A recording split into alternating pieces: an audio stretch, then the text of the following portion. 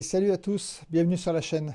Tout d'abord, je vous souhaite à toutes et à tous une super bonne année 2023, avec beaucoup de plaisir avec vos machines et bien sûr la santé pour vous et tous vos proches.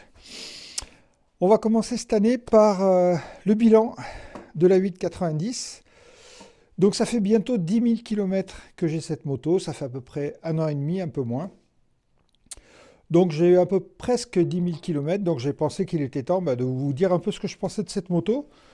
Donc ce que je vous propose, c'est de commencer par ça. Restez jusqu'à la fin de la vidéo pour plusieurs choses. Tout d'abord, je vais vous annoncer un peu ce qui va se passer l'année prochaine. Et puis, je vous réserve un scoop. Donc restez bien jusqu'à la fin. Avant de commencer, je voulais vous remercier tous parce que vous êtes maintenant 4500 sur la chaîne. Moi, ça m'aide beaucoup. Sachez que si vous vous abonnez, il n'y a que 25% des gens qui regardent mes vidéos qui sont abonnés. Pour moi, c'est super important parce que ça me permet, si j'ai plus d'abonnés, d'aller voir les concessions. Et donc, j'ai plus de crédibilité si je viens en disant que j'ai presque 6000 abonnés ou 7000 que de dire que j'ai 3000 abonnés. Voilà, on me prêtera plus facilement des motos. Et donc, faites ça au moins, abonnez-vous au moins pour ça. Ça me permet, moi, d'aller voir les concessionnaires et pour vous, d'avoir plus d'essais motos. Et vous verrez que l'année prochaine, il va y avoir des surprises. Donc, j'ai pris des notes. Donc, c'est ce qu'on va regarder maintenant. On va parler de... Donc, cette moto, je l'ai achetée en juillet 2021. Je vais vous dire un peu ce que j'ai modifié sur la moto. Donc, au fur et à mesure que je vais parler, vous aurez les vues de ce que j'ai modifié. Donc, ce que j'ai commencé à faire... J'ai commencé par modifier les pneus. Donc vous savez que la KTM 890R est équipée de pneus Michelin Cup 2, qui sont des pneus qui sont typés 20% route, 80% piste, donc avec très peu de sculpture sur les côtés. Et c'est des pneus malheureusement qu'on ne peut utiliser qu'en été. Si vous commencez à mettre ça en hiver sous la pluie, j'ai fait l'expérience, c'est une savonnette. Donc ces pneus, ils ont duré 3000 km pour l'arrière. J'en ai profité pour changer les deux. Et donc j'ai mis des Michelin Power 5 qui sont parfaits. Je les ai testés sous la pluie battante, je les ai testés par tous les temps. Ces pneus, on peut rouler tranquille sous la pluie. C'est une gomme quand même malgré tout assez tendre. Là actuellement, vous voyez, je suis pas loin du témoin. J'ai 10 000 km. Bon, ils auront fait quand même à l'arrière, il aura fait 6000... Attendez, je ne dis pas de bêtises, oui, 6000 km à peu près à l'arrière. Donc oui, c'est pas beaucoup, mais c'est la sécurité. Donc si vous hésitez, moi je vous conseille ces Michelin Power 5. Il y en a d'autres, il y a le S22, enfin il y a il y a le Metzeler aussi, il y a beaucoup de pneus qui sont dans la même gamme de prix. Moi je suis resté chez Michelin et j'en suis très content. Ensuite, ce que j'ai changé, donc j'ai mis en place des protections sur les carters. Ça, ce sont des protections KTM. Donc j'en ai mis de chaque côté, au niveau carter d'embrayage, carter d'allumage. J'ai rajouté aussi des pièces anodisées, le bocal de frein, le frein avant. J'ai rajouté ces petites protèges frein, d'accord? Donc frein, et puis j'ai mis de l'autre côté pour l'embrayage. Je sais que normalement ça se met que côté frein, mais j'ai trouvé que c'était plus joli et plus équilibré. Voilà, donc ça c'est surtout pour l'esthétique et effectivement, ça évite, surtout au niveau du frein, si vous remontez une file, de choper un rétroviseur et que ça vous donne un coup de frein. Donc ça, c'est assez utile quand même. Ensuite, qu'est-ce que j'ai fait d'autre? J'ai mis mon road lock, donc le système qui bloque, un système bloc 10 qui reste monté sur la moto. Ensuite, j'ai mis une grille radiateur, parce que le radiateur est assez exposé sur cette moto. Donc j'ai mis une grille. J'ai mis un échappement X-Seal. Donc l'échappement X-Seal, vous voyez, je ne l'ai pas payé très cher. Vous regardez la vidéo, je vous la mets en lien pour vous montrer un peu comment il se monte et ce que j'en pense. Donc au bout de 10 000 km, j'en suis super content. J'ai eu des critiques, on m'a dit, tu verras, ce pot, il te fait perdre 20 chevaux. C'est du vent, c'est du vent. Peut-être qu'on perd quelques chevaux, mais franchement, le ressenti, il est top. J'ai enlevé la deuxième chicane qui va dans le pot. Là, je l'ai remise. Je vous expliquerai pourquoi. Donc, je l'ai enlevé et j'ai roulé sans. Le bruit est tout à fait acceptable. Et surtout, quand on passe au quick shifter, on a ce petit pet là qui fait là à chaque fois, qui est super chouette. Donc, on gagne au niveau du poids. On a un beau bruit. Le pot est pas cher. Et vous voyez, donc il a 1 an et demi, il est nickel. Donc super qualité de fabrication. Il n'a pas bougé. Moi, j'en suis super content. Ensuite, j'ai monté les poignées chauffantes. Donc, j'ai monté les poignées chauffantes KTM. Pourquoi les poignées chauffantes KTM? Parce qu'elles se connectent, sont très faciles à monter là aussi. Je vous remets la vidéo, si vous ne l'avez pas vue, comment installer les poignées KTM.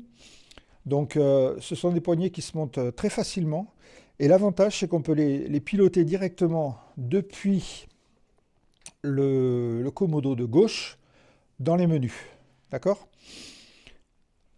Donc, elles sont super efficaces. 3 niveaux de chauffe. Si vous avez une température aux alentours des 5 degrés, le deuxième niveau va bien. Troisième niveau, en dessous de 0, enfin autour de 0, parce qu'en dessous de 0, je ne roule pas.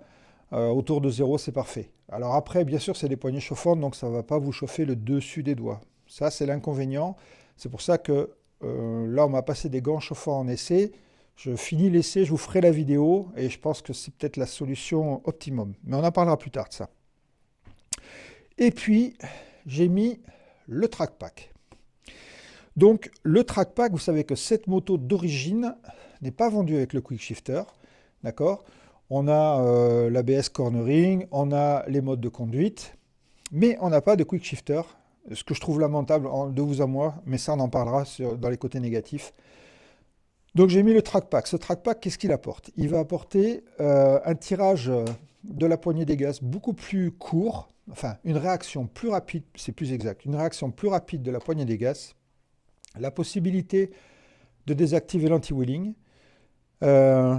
Qu'est-ce qu'il vous donne d'autre encore?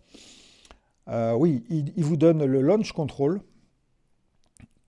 De vous à moi, je ne l'ai jamais essayé, c'est pas ça. J'ai pas mis le trackpack pour ça. J'ai mis le trackpack en fait uniquement parce que j'avais lu que ça vous changeait le caractère de la moto et c'est pas une légende. Franchement, ça vous change la façon d'accélérer de la moto, la réaction de la moto. C'est le jour et la nuit. C'est le jour et la nuit. Voilà. Et je vous montrerai tout à l'heure, en fin de vidéo, le trackpack, comment ça fonctionne. On regardera ça au niveau de l'écran. Donc voilà à peu près les modifications. Je crois que j'ai rien oublié sur la moto. Bien sûr, d'origine, j'avais fait mettre une plaque courte, d'accord, parce que la bavette arrière, on est d'accord, c'est pas beau. Donc j'avais fait cette modification. Voilà en gros toutes les modifications que j'ai apportées à ma machine. Donc maintenant, on va parler un peu de mon avis, de l'utilisation de la moto. Donc j'ai utilisé la moto sur les petites routes, sur autoroute, en daily.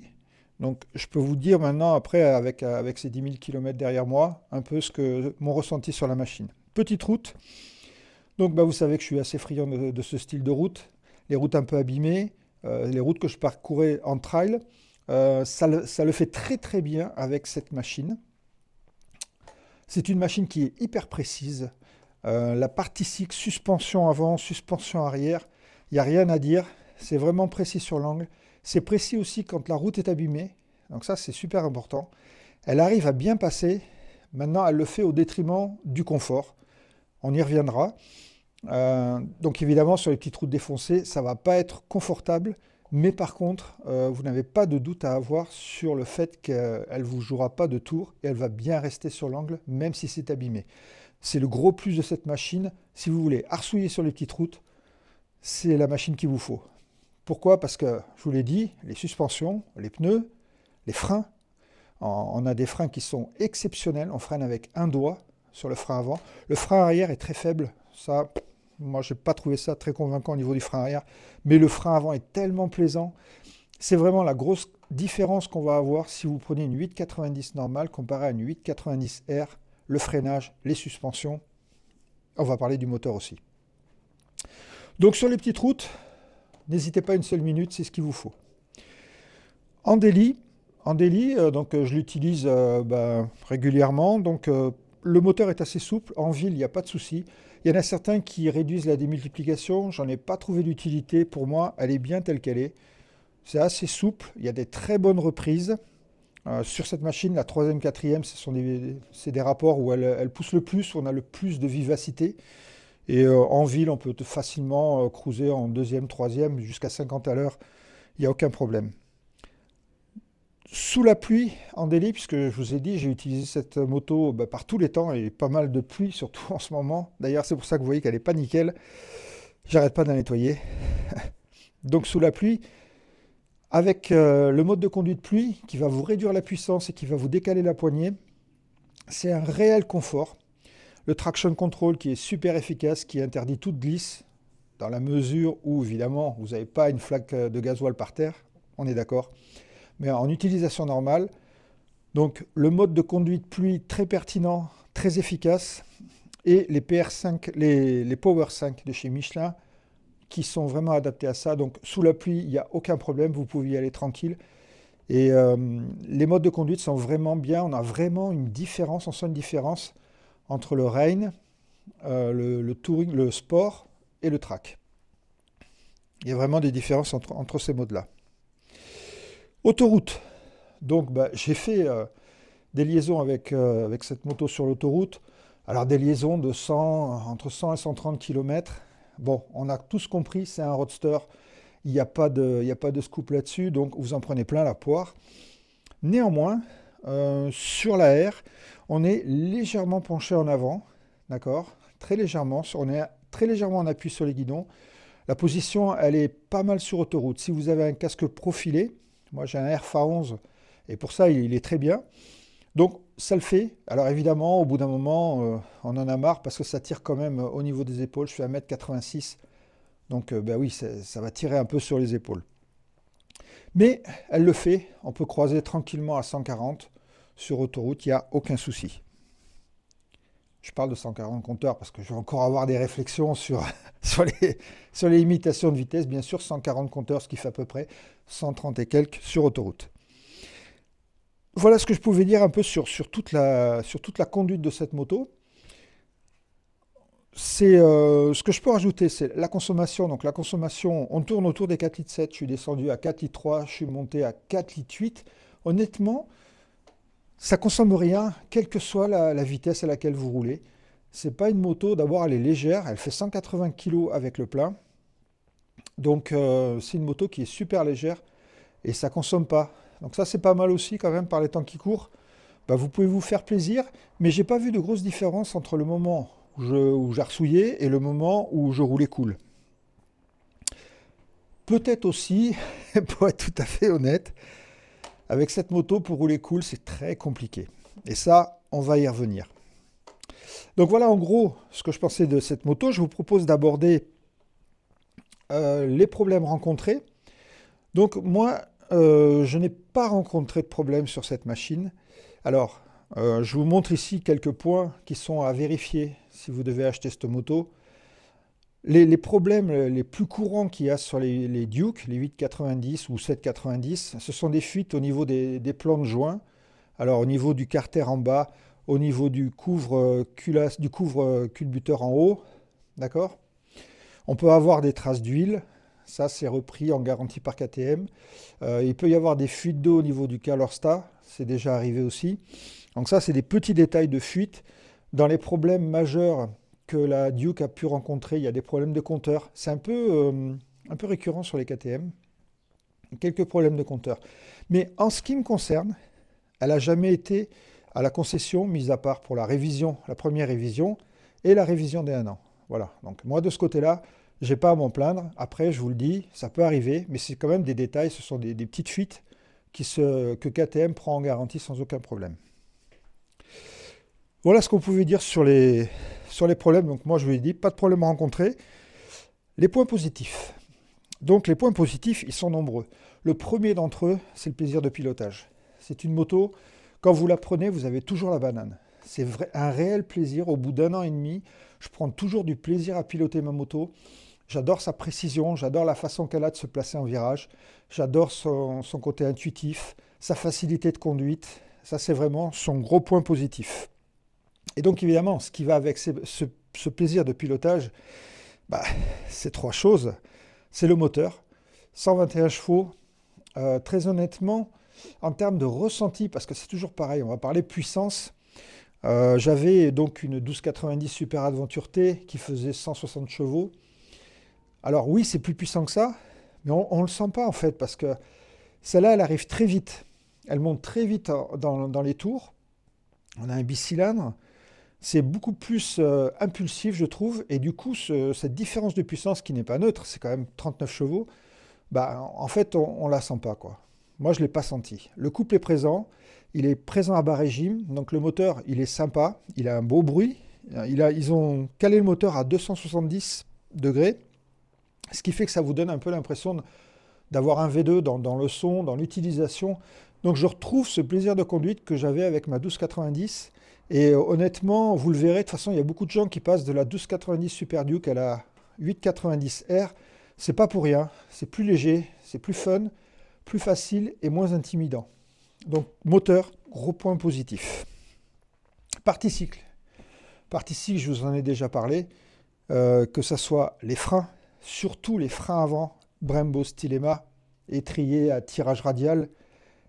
On ne fait pas mieux actuellement sur le marché, quoi. Je veux dire, sur une moto de route, à mon avis, c'est ce qu'il y a de mieux. Donc un excellent feeling au niveau des freins. Des suspensions, moi j'ai juste renforcé, j'ai juste durci un peu la fourche. J'avais de la fourche qui s'enfonçait un petit peu trop. Vous avez des élastiques, je vous les montre là, des petits élastiques qui vous permettent, vous les remontez en haut, vous roulez un peu, ça vous dit un peu de combien vous descendez et ça vous permet de reprendre le réglage de votre suspension puisqu'on a un réglage sur les deux fourreaux, hein, compression d'un côté et détente de l'autre. Donc suspension, on peut la régler comme on veut, on peut vraiment s'amuser avec. Il y en a qui roulent sur piste, donc c'est vraiment la partie cycle idéale, un cadre qui est rigide, une moto qui est rigide dans son ensemble. Le poids, oui, gros avantage sur le poids. C'est une moto que vous maniez facilement pour la sortir du garage. On n'a pas peur de la faire tomber parce qu'on la tient bien. Elle fait 180 kg tout plein fait, donc ça c'est quand même pas très lourd. 165 kg je crois. Sans le carburant, donc ce qui fait que comme vous n'avez pas tout le temps le réservoir plein, ça vous permet vous avez une moto qui est facile à manier, et que ce soit sur la route à basse vitesse ou quand vous faites les manœuvres dans des situations un peu compliquées avec des dévers et tout ça, on maîtrise bien sa moto à l'arrêt, et ça aussi c'est sympa. Des petits plus, j'ai adoré les commandes des Komodo. La commande du tableau de bord, c'est juste parfait. On a tous les menus qui tombent sous la main, c'est très intuitif, on peut mettre des raccourcis sur nos poignets, donc ça c'est pas mal. Et en plus, les Komodo sont rétroéclairés la nuit. Donc ça, c'est le point positif. Voilà en gros ce que je pouvais dire sur les points positifs. On va parler des points négatifs. Il y a quand même des points négatifs, comme dans toute moto. Le premier point négatif, moi ce qui m'a fait un peu râler, c'est pour le prix de la moto, l'équipement, il n'est pas... Alors bon, l'équipement participe, tout ça, bien sûr, il y est, mais j'estime que sur une moto comme ça, le quick shifter, le track pack, ça doit être d'origine. On a une moto qui se veut roadster sportif. Je ne comprends pas qu'on n'ait pas un quick shifter d'origine et qu'il faille rajouter au portefeuille pour avoir le quick shifter et pour avoir le track pack. Ça, c'est le truc que je trouve un peu dommage. C'est un peu la politique de KTM actuellement. Vous verrez sur les prochaines 890 Adventure qui vont arriver bientôt en concession, j'espère faire l'essai. On a ce pack qui est d'office, vous pouvez l'essayer pendant 1500 km et après vous le payez. Je ne suis pas très fan de cette façon de faire, mais bon. Autre petit point négatif, la taille du réservoir, c'est tout petit, alors ça vous donne en gros, je fais 250 km. Alors oui, au bout de 2 heures tu t'arrêtes, c'est vrai, mais j'ai l'impression de faire le plein tout le temps. Bon, j'aurais bien aimé avoir un réservoir de 19 litres, mais bon. Le point pour moi, un petit point aussi, mais ça c'est un peu de ma faute, elle se salit vite. Bah oui, parce que si vous mettez la bavette courte là, c'est pas un bon plan, hein, parce que vous reprenez tout qui va remonter derrière et ça vous tapisse le blouson ou le sac à dos si vous avez, ou si vous mettez la selle avec un passager derrière, bah lui il va être repeint. Bon, c'est un détail. L'autre point négatif, les révisions. Alors, les révisions chez KTM, c'est tous les 15 000. Donc, on se dit c'est cool, tous les 15 000. Moi, elle a moins de 10 000, j'en ai déjà fait 2. C'est-à-dire, j'ai fait la révision, la première, bon, ça c'est normal. Et j'ai fait la révision dès 1 an, parce que c'est 15 000 ou 1 an. Je sais, c'est un peu partout pareil chez tous les constructeurs. Mais bon, voilà quoi, c'est pas donné. Je crois que j'en ai eu pour 350 € sur la révision des 1 an. Et révision des 1 an 15 000, ils font pareil, hein. Donc, ce qui veut dire que si jamais tu fais moins de 7000 km par an, bah, tu vas t'en taper deux déjà, plus la révision chaque année. Bon, enfin, ça, c'est pas très cool. Pour moi, le point négatif majeur de cette moto, c'est le dernier point que je vais aborder maintenant, c'est le pendant de sa tenue de route. C'est pas un, oui, on peut l'appeler, c'est un inconfort des suspensions quand on roule et que la route est légèrement dégradée. Je vous l'ai dit, la moto, elle ne bougera pas. Par contre, ça va être assez sec. Et la première attaque, même j'ai eu beau détendre et tout, ça dépend ce qu'on veut, mais si on veut une moto rigide, précise au pilotage, eh bien, la contrepartie de ça, ben, c'est la dureté arrière. Donc la selle, j'ai pas de souci avec la selle. Pour moi, elle n'est pas inconfortable. Je fais du vélo, donc vous avez compris, le confort de selle et moi, je suis pas le bon témoin pour ça. Mais par contre, la suspension arrière est assez dure et moi, ça me tape dans le dos. Mon passé de deuxième ligne me rattrape et en fait, ça devient difficile. J'ai mal au dos sur les longues sorties de 2 heures. Je suis parti pendant 2 jours avec cette moto. Elle le fait tranquille, mais moi, c'est mon dos qui a dit au bout d'un moment stop parce que c'est trop rigide au niveau partie cycle. Encore une fois, c'est normal, c'est ce qu'on cherche sur ce type de moto. Le problème, c'est pas la moto, le problème, c'est moi. Voilà. Donc, mais pour moi, c'est un point négatif par rapport à ce que j'ai testé. Voilà en gros ce que je pouvais dire de cette moto. Donc, qu'est-ce que je peux en conclure? Est-ce que je garderai cette moto? Est-ce que je changerai cette moto? Allez, je vous donne le scoop. Je me sépare de cette moto. Voilà, donc elle part demain. Donc je ne sais pas, vous verrez cette vidéo, on est quand là? On est le 18, mercredi 18. Cette vidéo, elle sortira ce week-end. J'aurai déjà donné ma moto, j'aurai la nouvelle qui sera là. Je m'en sépare pourquoi? Ben, je vous l'ai dit, pour l'inconfort pour moi, disons que mon physique ne suit plus. Bon, ce qui est normal, hein, je pense que c'est une moto qui est faite pour peut-être plus jeune. Mais ça n'a pas empêché que je me suis fait un réel plaisir, un réel kiff avec cette moto, qui d'un point de vue, enfin si vous cherchez une moto pour vous faire plaisir, je pense que peut-être Street RS, ça, MT-09 SP peut-être, mais ça franchement c'est un réel plaisir à la piloter. Donc voilà, donc, je ne vous dis pas ce que je vais acheter comme moto. Vous le verrez la prochaine fois, ça va être un changement assez radical. Peut-être que certains savent déjà ce que c'est, mais je vous présenterai ça, il y aura une vidéo de présentation. Autre chose, au niveau de la chaîne, donc ce que je vais faire sur la chaîne, il va y avoir des nouveautés. L'année prochaine, je serai à l'Aventure Alpes Moto Festival. Bon, ce qui vous donne une idée sur le type de moto que je vais acheter. Donc si vous y êtes, ben, ça sera avec plaisir qu'on pourra se rencontrer là-bas. J'y serai, donc c'est au mois de septembre. Donc j'y serai. Je vais m'équiper aussi, je vais essayer de vous faire des vidéos qui soient un peu plus sympas sur la route. Et donc en milieu d'année, il y aura une caméra Insta360 pour faire des plans 360 degrés. Je trouve que c'est pas mal. Ça rend les vidéos plus vivantes et vous verrez un peu mieux la position que j'ai sur les motos. Dans les essais à venir, alors là, ça va être la folie. Dès que le temps s'améliore, parce que sur Toulouse, il ne fait pas chaud et on nous prévoit peut-être un peu de neige sur certaines routes. Mais dès que ça va se réchauffer, il va y avoir l'essai de la V-Strom 800. Il va y avoir l'essai de la Suzuki GSX 8S, GSXF ou GSXR 8S, pardon. Il va y avoir l'essai de la Transalp, la nouvelle Transalp.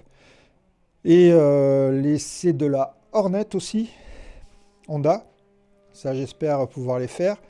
Et puis après, bien sûr, les essais des KTM Adventure, les 890 Adventure, Adventure 890 Adventure R et 790 Adventure qui vont sortir bientôt. Dans la 790 Adventure qui a une particularité, c'est qu'elle sera à un prix assez bas. Assemblée en Chine, du coup ils ont descendu les coûts, ça peut être intéressant quand même à regarder. Voilà, j'espère que cette vidéo vous a plu.